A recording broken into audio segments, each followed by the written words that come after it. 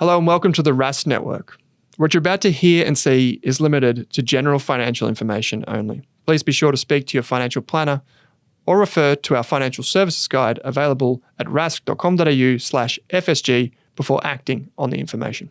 Hello and welcome back to the Australian Retirement Podcast, bringing you retirement goodness every Thursday. And I'm James O'Reilly is my name. I'm absolutely thrilled today to be joined by Dr. Jon Glass, retirement specialist at 64 Plus. Hello, Jon. Lovely to see you again. And great to see you. Thank you for having me as a guest on your show. And we've got some wonderful things to go through, but one of the reasons we were so motivated to have you on the show, Jon, is that so much of this show, we're covering the financial elements of retirement. We're talking all of the financial strategies and the tax minimization and the investments that you need to get right. But you come at this from a very different perspective, but equally an incredibly important perspective around retirement, don't you? I do indeed. And if I can give you a rough outline of how I got to the position I'm in now, I was an investment professional for most of my working life, although I did have a pre-existence as a mathematician, which explains the doctorate, but we won't be talking about that again today on the podcast. And as an investment person, I stopped full-time work about 10 years ago, and I found that quite an interesting, and I should say not completely simple transition. It gave me pause for thought. And then after a while, I emerged from that state and thought, okay, I've got an idea about what I'd like to do in my retirement, and maybe I can help other people. And that was the genesis of my business, 64 Plus. I was sort of around 64 at that age.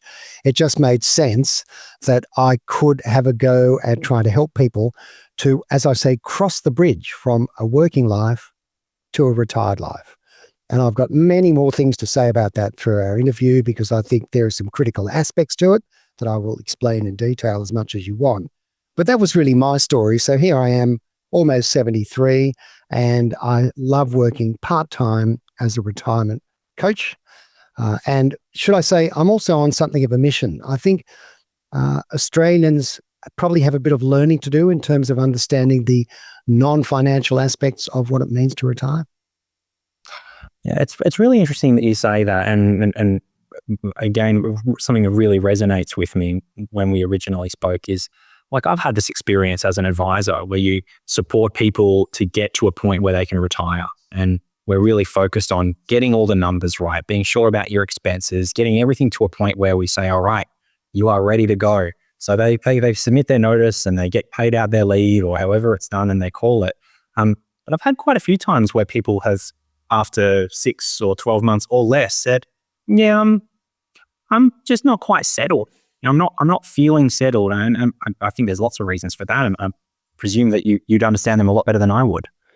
That's a great intro. So I like to think in terms of 3 pillars of retirement.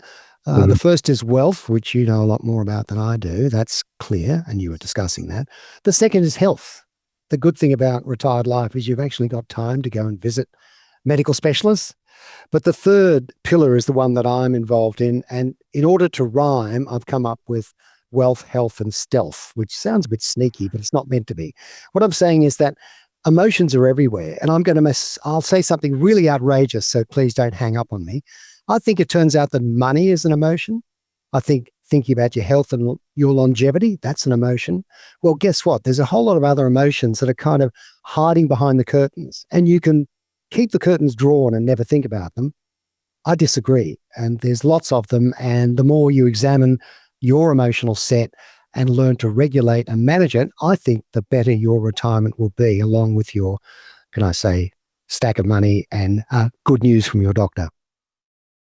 Yeah, wonderfully said. And I think that if I may, that probably leads us quite nicely into some framework which you've designed around your retirement, some things to think about. And you've got you've got the 3 Gs, the 4 Ds, and the 6 Fs, if I recall correctly. Absolutely correct. May I go through those for you, please? I would love to understand those a little better, please. So the 3 Gs, and this is not meant to insult everyone, because people have their own retirement. And in that phase, some people are blissfully happy, some aren't. And that's the way the world is. But the 3G approach to retirement is golf, gardening, and grandparenting. And it's kind of standard. And Again, I've got nothing against that. I'm a grandfather myself, but I neither play golf nor garden. I live in an apartment.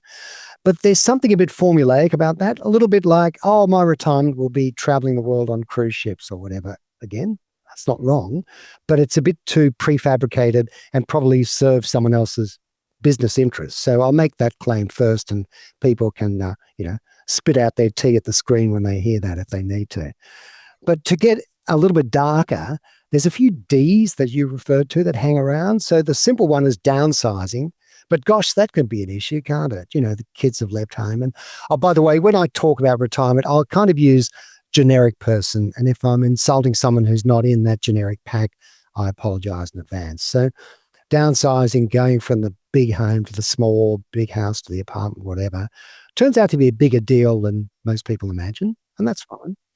Then there's some other D's that are not quite so nice. Apparently, the divorce rate is spiking amongst people over the age of 60. Why could that happen, you ask? Well, again, a standard couple facing each other over the breakfast table in their 60s, kids have left home, mortgages paid off, and they're looking at each other thinking those thoughts of, what are we doing here together? So, it sounds awful, and it doesn't have to happen, but it can. Then there's some really nasty ones. Depression, which I'll return to later, but I'm not a medical doctor, so I won't discuss it. Something even worse, dementia. I'm sure we've all had experience of other people with dementia. And then the biggest D of all, so I've added a fifth, death. And, let's not write that one off. So the investment industry is obsessed correctly with longevity. Well, sorry, what's at the end of that highway? It's called death. And, I wouldn't want people to be thinking about all the time, when will I die? But to not think about it seems to me a form of avoiding something obvious. Then we get to the 6 F's. Now, I won't be going through these in detail, but let me just give you a couple. I've had this with people who come to me for help. What will happen if I'm really bored when I retire? 30 years, 10,000 days of what do I do now? I don't even have a routine. And then it gets a bit more subtle. What will be my new identity? Who will I be? How do I describe myself to people? Will I be valuable to my family and community? So there's a lot of F's out there. F for fear, I should have said. There's a lot of fears. It's really interesting for you to share that, because I think about the experience that a lot of our members have gone through as they approach retirement. And I've said on the show many times that I think in a lot of cases it's a mistake to try to get off that hamster wheel at full speed. When you're working a 5-day week and you say retirement is on the 30th of June this year and it's 5 days full gas, and oh, hang on, I'm actually working 50 hours at the moment because I'm trying to make sure that everything's organized for people and so that I let it sort of run smoothly and do a good job. I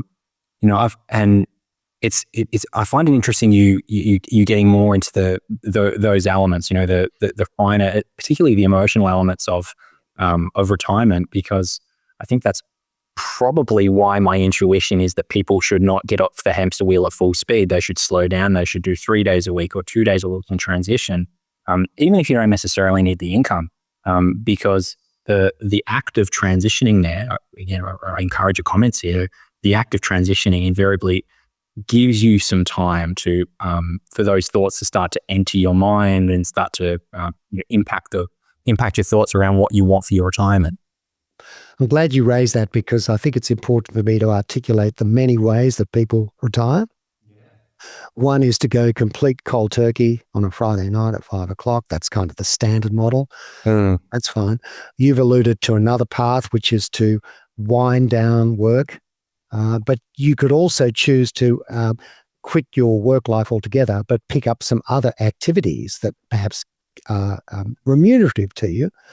And we'll get into that a bit later. But let's not forget the last category I call the pine box mob. These are the people who never leave work. And it's interesting when you interrogate them, they'll say things such as, oh, I get all my intellectual stimulation from work. And that may be true, but I think intellectual stimulation grows like apples in the springtime in an orchard. There's plenty of it out there. Don't know if I've got my gardening metaphor correct. Plenty of it out there if you look for it. But there's kind of a stunning lack of imagination, and I'm not trying to insult anyone, where people just go into their 70s and 80s and they're still working. I mean, they may be doing it for financial reasons, which is something altogether different. But if that's not the motivation, maybe they need to stop and think. Yeah. It's lovely hearing a more nuanced view on this, because again, it just takes me back to thinking about real life examples and real members that we work with and have worked with. I'd love to get your thoughts, if I may. It's to the side here, but it's an extension of what we're talking about. Some people find it pretty hard to actually retire. They're getting to perhaps that day, maybe they've got a little bit more flexibility. They're not getting pushed off the plank. You have the luxury of deciding when they step onto it. And there's lots of talk about getting on the plank. Sometimes they spend quite a bit of time standing next to the plank, but it's just it's a big step to actually get up there and then walk alone and say that's enough for me. What are your thoughts on those people? And does this speak to the idea of being clear around your 3Gs, being clear around your 4Ds and your 6Gs? And I would add to what you said, because I'm in agreement with you. Don't walk alone. And I think we can throw the gangplank overboard. That's got some kind of macabre associations with it. Don't walk alone. Talk to other people. So with my client work, I'll get the clients, because I coach people one-on-one, I'll get them to articulate what they've learned from looking around. What other experiences of retirement have you seen? Oh, well, mum retired and she had a great retirement, or dad retired and he had an unhappy retirement. So don't walk alone. Find out what other people are doing, and then give yourself some time, with or without the benefit of coaching, to just think through your answer to the, as you say, the 3Gs and the any number of Ds and the 6Fs, and come to your own conclusions. And most of all, if you've got a partner, and that's probably most people, and children, that's probably most people, bring them into the conversation. So let me say one thing about getting the kids in the conversation. Perhaps when you were working at full speed, and you may be able to speak to this, James, and you had at least one child in the family, the child kind of had a sense, at least when they got over the age of 8, let's say, of what you do for a living. Well, wouldn't you want that to also pertain when you're retired? Because, danger, Will Robinson, if the child has no idea of what your retired life is, well, you become the person of whom many requests are made. Mum, Dad, can you babysit today, tomorrow, and the next day?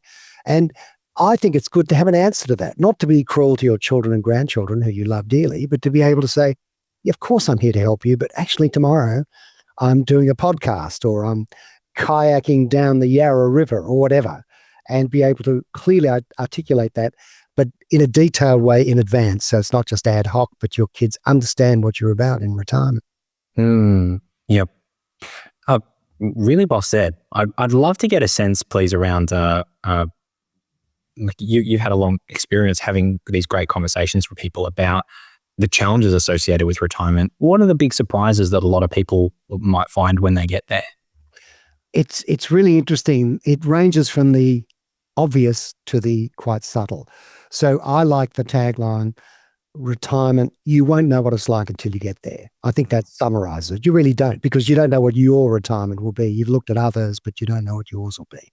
Some simple stuff. You suddenly realize, let's take the case of someone who's gone from complete work to no work.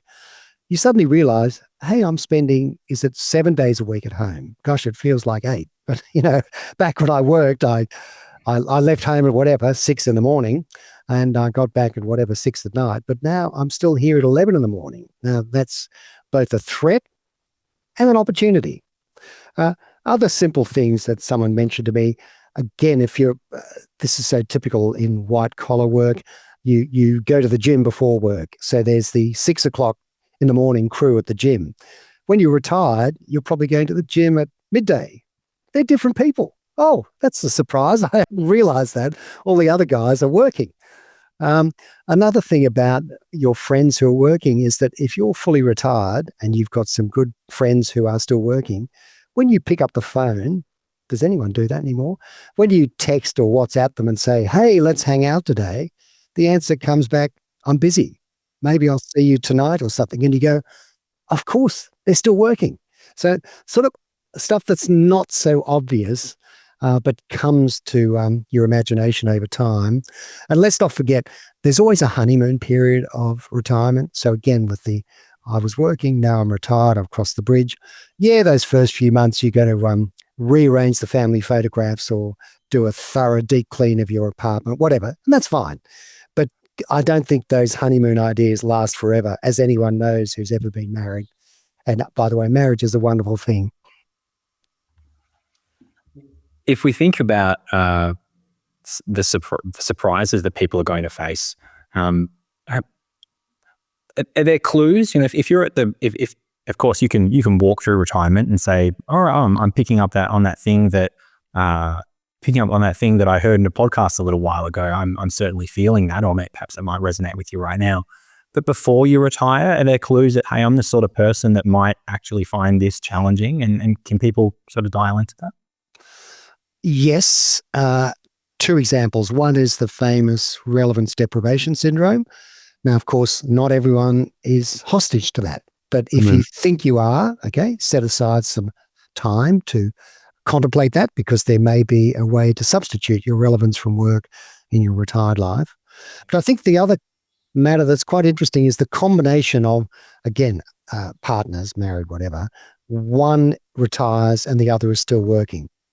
Now, you can see in advance, if you think about it, some potential issues that will raise. So what are the obvious ones? Well, presumably one is still earning money and the other isn't.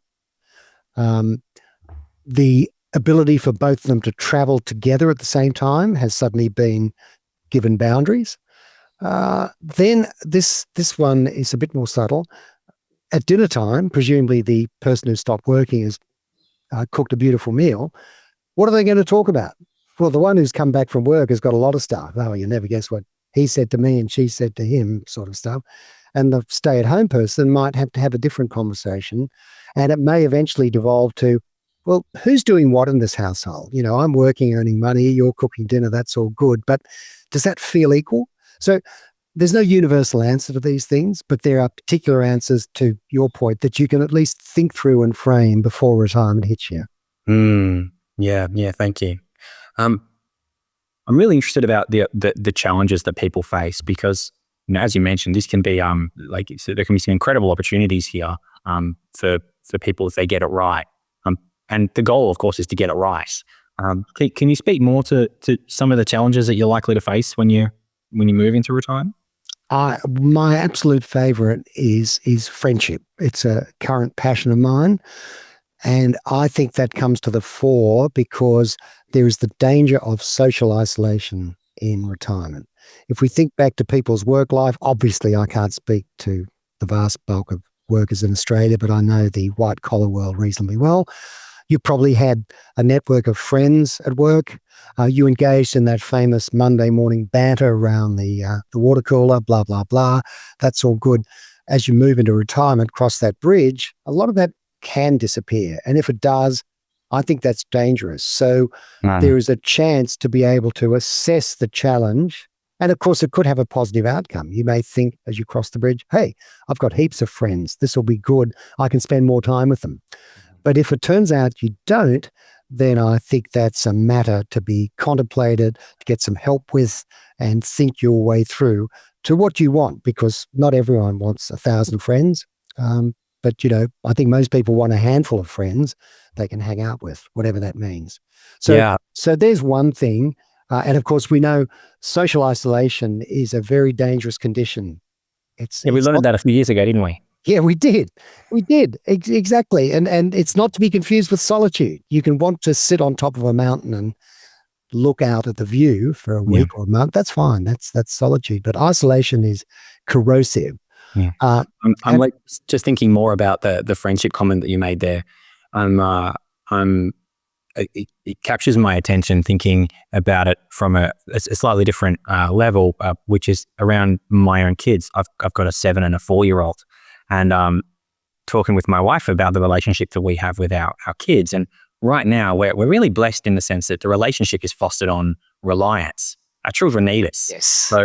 So they have to come to us. They really, really need us to keep us alive, although my 7-year-old will probably insist that that's not true.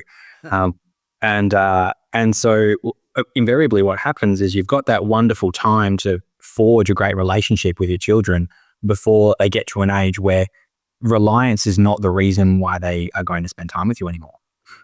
And so if throughout those early years, you've built a relationship and you've built joint hobbies, joint interests, and you have a love for one another that's strong enough, then despite the fact that they are no longer reliant on you, they will elect to still want to spend time with you and engage with you.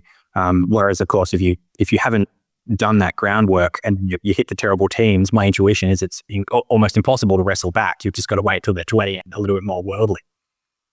I share that though, thinking about the relationships you have in the office, for example. Similarly, there is an element of reliance that exists with the office relationship, those friendships that you have, where we still have to come into work every day. We still have water cooler conversations. And so I suppose it's the same thing. If you're in the lead up to retirement, and it's probably a time to really lean into the friendships that you want to retain, because that reliance factor, the element, we're not going to be at a water cooler together anymore. Yeah. And I want our relationship to be tight enough that even though we don't need to catch up, we both want to, and we really value that time.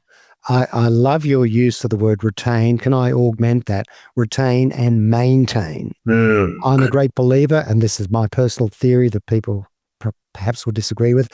Friendships need to be maintained. They need to be looked after. And it seems to be true, and this is the most absurd generalization I'll make today, that females are better at maintaining friendships than males are. Interesting. Why is it so? I'm sure textbooks have been written on this, but it seems to come down to they just put in more work. They're more dedicated to it. Blokes can sometimes be a bit lazy. Oh, it's enough that we catch up for a beer every 6 months or so. And guess what? If over the beer you're only talking about state of origin, and sorry, this is north of the border stuff, but you've got a good team down there. I like state of origin. I don't think, and I'm speaking for myself, that's quite enough for maintaining a friendship. It needs more fuel. Yeah. It's not just beer and chips and footy. It's got to be, well, I don't want to go down that path because that's too much detail for this podcast, but I just want to emphasize that social aspect is important. And let me couple that with something else.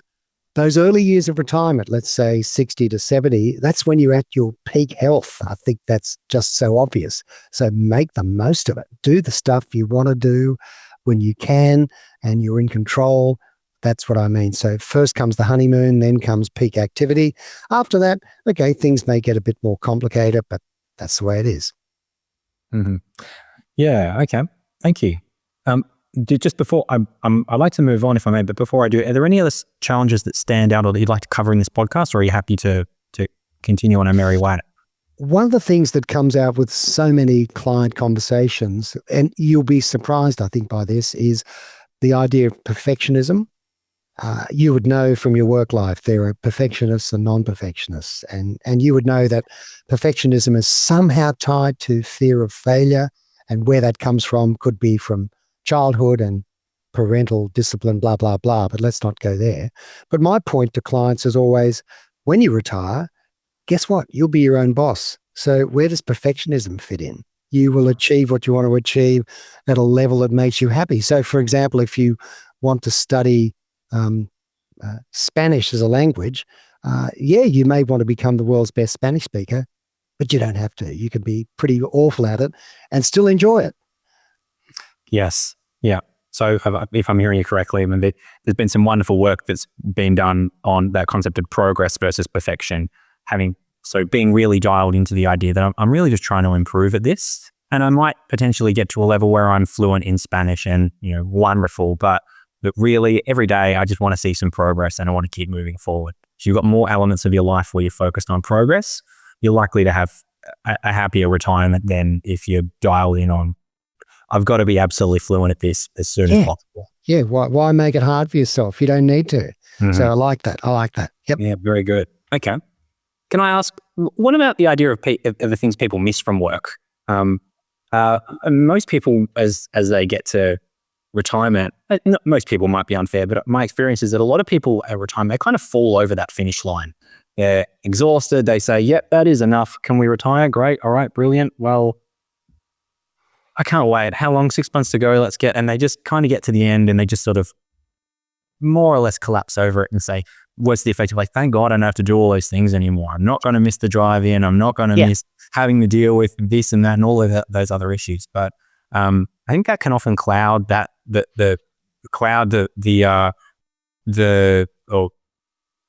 what you are going to miss. It can make that a lot harder to identify. So what are things that stand out for you? So again, in my practice in this metaphor of crossing the bridge, you've hit the nail on the head. What Mr. or Mrs. Client will you miss from work? And remember, that can have a positive or a negative component. So I'll come back to that in a minute. We've talked about missing your social network and the Monday morning banter. That's fine. But what about work gave you a chance to mix with younger people? And you may not have that opportunity so readily available in your retired life. So that could be something you absolutely miss. And if that's the case, and I'm not saying it's true for all people, then what can you do to fill in that gap in your life? And the answer might be as simple as go to a cooking class where presumably there'll be a mixture of people of all ages and hang out with those people. So that's the first thing I'd say, being with younger people. Then on the other side, the positive side of missing, I've never had a client yet who says, oh God, I'm going to miss the bureaucracy from work. Now that could be because I've never had a bureaucrat as a client. And that's a gag I've been using for years and no one ever laughs at it. So maybe I need to refresh that one. So that's something that you might, and you might not miss the commute. But what about other things? And again, this doesn't relate to every profession or job, but probably does in most cases. The beauty of solving problems, the beauty of working with other people collaboratively to solve problems. It gives joy to people when successful and frustration when not. So that's another thing. And then finally, and this comes up all the time, when you worked, you had a routine. And in our world, you didn't need to ask, hey, why am I at my desk at 7 a.m? You knew the answer to that. But what's your routine going to be in retired life is a structure that you can put together yourself, like Lego blocks, and come up with one that works for you. And by the way, after 6 months or a year, you can take the Lego blocks apart and have a different routine because, again, there's no boss telling you, can't do that. It really is just one of the most, or to rephrase, it can be one of the most wonderfully explorative times in your life. And one thing that we often cover off with our members is the idea that don't fall for the trap of saying, well, when I retire, I want my lifestyle to be the same. Let's aspire for your lifestyle to be significantly better. And that doesn't just mean I go on more holidays or I don't have the commute anymore. Like you have that luxury of freeing up that time. And one of the, for lack of a better word, one of the simplest or laziest ways that you can do is just sort of default that time away. And it's going to go whether you like it or not. How you spend it is the question. So I think it speaks to the idea of really embarking on this process with a lot of intentionality, being really purposeful about like, what do I value? And like you mentioned a cooking class, for example, I can't tell you how often I sit down with someone who's in their 50s or 60s that says, that talks about a particular hobby, and you say, oh, have you done a lot of drawing? Have you done a lot of red light? And they say, oh, I did it years ago and loved it, but since then I've just been flat out with work and life, and it hasn't happened. So I think that speaks to the idea that when you're working in the lead up to retirement, there's a huge amount of things that you would probably like to do but can't do. And so taking that lens of saying, I'm really going to lean in, I'm going to try things, and I'm going to be as exploratory as I can. My intuition is that's going to give you a higher likelihood of finding retirement on your terms than reactively going through the days. And I pick up on that with my clients. I ask them a question very early on. Tell me what you enjoyed in your childhood. And there's always an activity, whether it's sitting under a tree reading a book or sketching in an open field. There's always something there. And then that invites the second question, okay, would you like to do that again? And their eyes light up because perhaps they haven't thought about that. So there's this whole thing of not limiting yourself, which I think is the direction you were taking the questions in. And in the language of psychobabble, if I may, there's a distinction between a defensive mindset and a growth mindset. Defensive is all about huddling around the campfire, hoping nothing changes. Everything will take care of itself. And, we're not talking about money and health. We're talking about the emotional side, the stealth. That's very defensive. What about a growth mindset, which I think was what you're alluding to? Do different stuff. What about a goal to make one new friend every year? What a fabulous goal. And what a difficult goal. No, it's not trivial. You can't put an ad in the newspaper. Well, no one reads newspapers, but you can't put an ad in the newspaper, friend wanted. You've got to go out and do something incredibly active and constructive. And then you will find a friend. Yeah, that's wonderful. I'd love to hear, if I may, about 64 plus. Jon, can you explain, firstly, how do you help people? And then also for people that are listening to this that feel it might be beneficial to be more proactive with their retirement, when should they be doing that and what might that look like? Second question first. I think 55-ish is a good time to start investigating these matters about your retirement in general. That's a good age, 55 plus. Probably by 70, 75, 80, it's getting too late. Maybe not. People are different. But 55, that's when my clients typically come my way, 55 to 60. And what I say to them is, okay, I need to be clear on why you're coming to me. And it's so often fear of the future, one of the 6 F's that we alluded to before.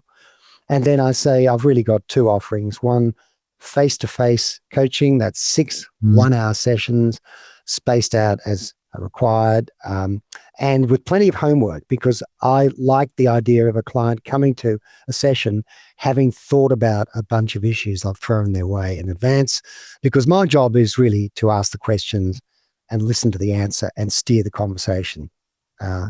That's all. That's what I do, because in the end, the client's got to find their meaning. We haven't talked about meaning in retirement.